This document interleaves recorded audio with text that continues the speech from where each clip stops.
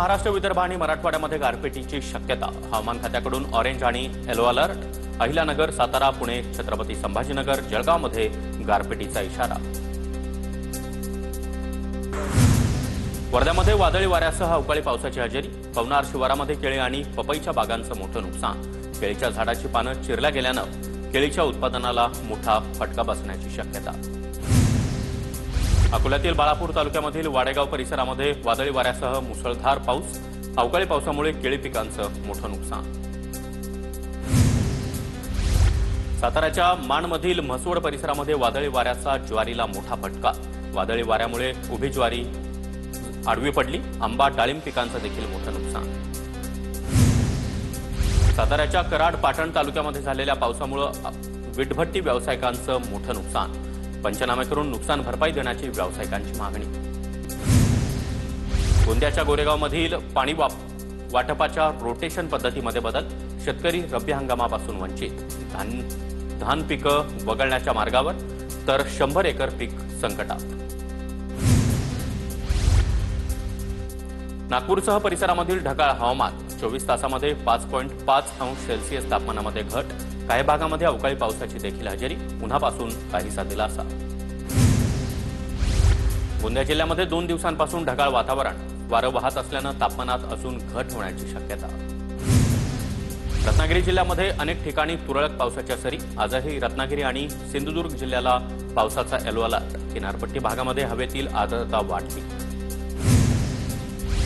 नांदेडमध्ये पाणी साठ्यामध्ये झपाट्यानं घट। तापमान वाढीचा मोठा फटका। 104 प्रकल्पांमध्ये केवळ 41% पाणीसाठा शिल्लक। पुण्याच्या भोरमधील करंदी गावात पाणी टंचाईचं संकट।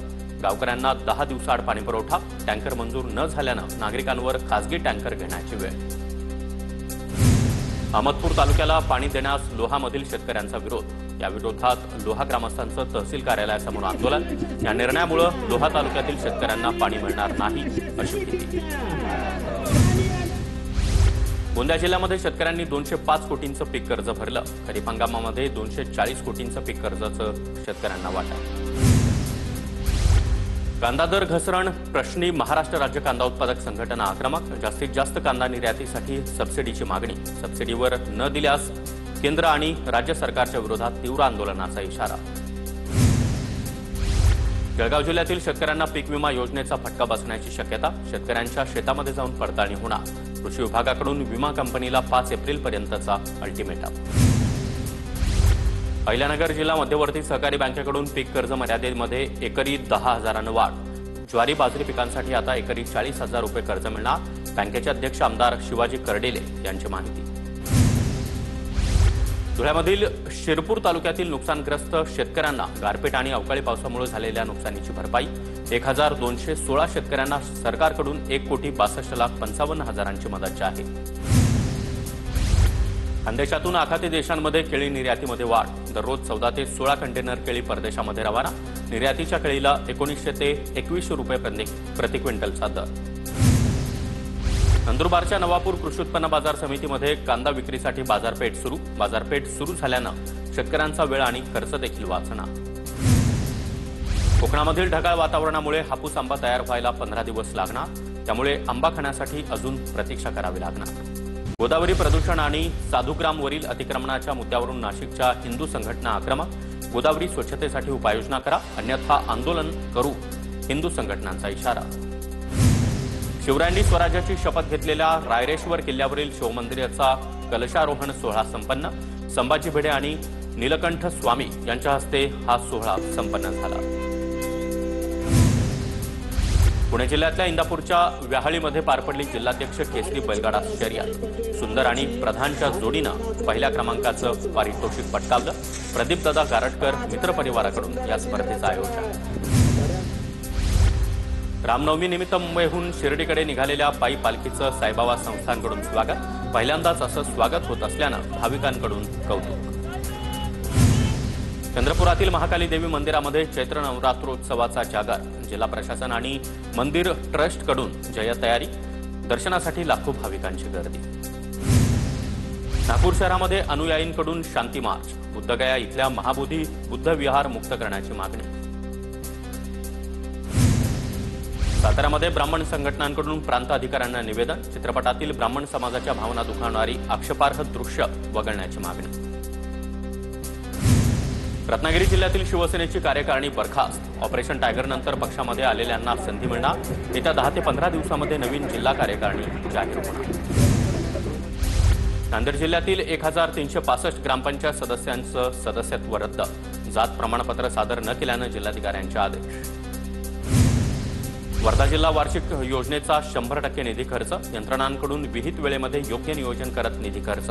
सरकारकडून वर्धा जिल्ह्याला 315 कोटींचा निधी देण्यात आला होता. वाशिम जिल्ह्यामध्ये जिल्हा नियोजन समितीची बैठक न घेताच निधी वितरण. उच्च न्यायालयाचे शिल्लक निधीचं वितरण थांबवण्याचे आदेश. गोंदिया इंदूर सेवेचे याच महिन्यामध्ये टेक ऑफ होणार. स्टार एअर कंपनीच्या वरिष्ठ अधिकाऱ्यांची माहिती. विमान सेवेचे वेळापत्रक देखील निश्चित. नाशिकमधील सातपीर दर्ग्याला महापालिकेची नोटीस. 15 दिवसांमध्ये अतिक्रमण काढलं नाही तर कारवाईचा इशारा. धार्मिक स्थळ अनधिकृत असल्याचा नोटीसमध्ये उल्लेख. वाशिमच्या प्रादेशिक उपवनरक्षक कार्यालयासमोर सुन्नी चव्हाण यांचं उपोषण. महिलेला वन्यजीव प्राण्यांचा हल्ल्यामध्ये अपंगत्व. 2 वर्षांपासून नुकसान भरपाई नाही. नांदेडच्या रोई गावामध्ये रोजगार हमी योजनेअंतर्गत बांधलेली विहीर महिन्याभरातच ढासळली. विहीर ढासळल्यानं शेतकऱ्याचं मोठं नुकसान. नुकसानग्रस्त शेतकऱ्याकडून सिमेंटच्या गुणवत्तेवर प्रश्नचिन्ह उपस्थित. जळगावच्या पारोळा तालुक्यामधील वंजारी खुर्द गावामध्ये स्मशानभूमीच्या मागणीसाठीचं उपोषण मागे. जिल्हा परिषदेकडून लेखी आश्वासनानंतर निर्णय. राष्ट्रीय राजपूत करणी सेनेच्या राज्याध्यक्षांच्या नेतृत्वात ग्रामस्थांनी उपोषण केलं. अमरावती शहरामध्ये ठिकठिकाणी कचऱ्यांचे ढिगारे साचल्यानं सर्वत्र दुर्गंधी. नाल्या तुंबल्यानं डासांचं प्रमाण देखील वाढल्यानं आरोग्याचा प्रश्न ऐरणीवर. स्वच्छतेकडे महापालिकेचं दुर्लक्ष होत असल्याचा स्थानिकांचा आरोप. भारतीय मानक ब्युरोकडून नंदुरबार शहरामध्ये छापेमारी. हॉलमार्क नसलेलं 73,32,000चं सोनं छापेमारीमध्ये जप्त. 3 ज्वेलरी शॉप्सवर BISची कारवाई. जळगावात रिक्षात बसवून प्रवाशांना लुटणाऱ्या टोळीचा पर्दाफाश. रिक्षामध्ये बसलेल्या प्रवाशाच्या पिशवीतून 25,000 लांबवल्याप्रकरणी कारवाई. MIDC पोलिसांकडून अल्पवयीन मुलासह रिक्षाचालक आणि एकाला अटक.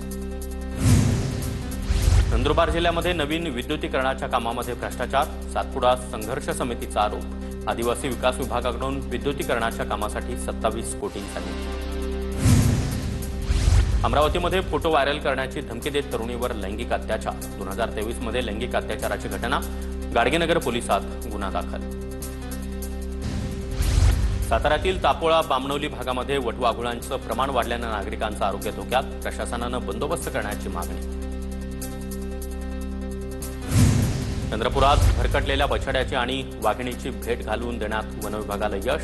वाघिणीचं वास्तव्य असलेल्या परिसरामध्ये भरकटलेल्या बछड्याला सोडण्यात आलं होतं. बछड्याचा आवाज ऐकताच वाघिणीनं धावत येत बछड्याला घेऊन घनदाट जंगलामध्ये धूम ठोकली. यवतमाळच्या आर्णी रोडवरील इलेक्ट्रॉनिक दुकानामधून भरदिवसा चोरी. दुचाकीवरून चोरट्यांनी कूलर लंपास केला. घटना सीसीटीव्ही कॅमेऱ्यात कैद. साताऱ्याच्या दिव्यांग प्रेरणा सामाजिक संस्थेच्या कार्यालयात 2 महिलांकडून चोरी. चोरीचा प्रकार सीसीटीव्हीमध्ये कैद. चोरीच्या घटना सातत्यानं वाढत असल्यानं नागरिकांमध्ये भीतीचं वातावरण.